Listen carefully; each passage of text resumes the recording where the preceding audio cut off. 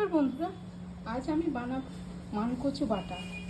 তার জন্য নিয়ে নিচ্ছি মানকচু, নারকেল কোড়া, কাঁচা লঙ্কা, সর্ষে, পোস্ত, লেবু, নুন, তেল, চিনি। মানকচুটার ওপরের দিকটা আমি নিয়ে নিয়েছি। এটা ভালো করে কেটে নেব, খোসাটা মোটা করে ছাড়িয়ে নেব। একটু মোটা করে এইরকম মোটা করে ছাড়িয়ে নেব, ছোট ছোট টুকরো করে কেটে নেব।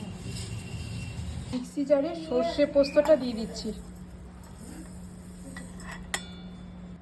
কাঁচা লঙ্কা।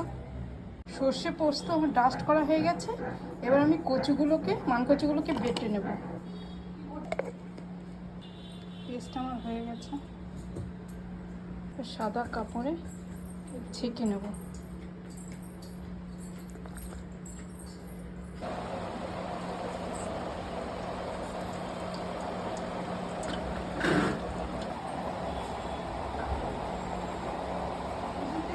বেটে ভালো করে জলটা ছেঁকে নিয়েছি।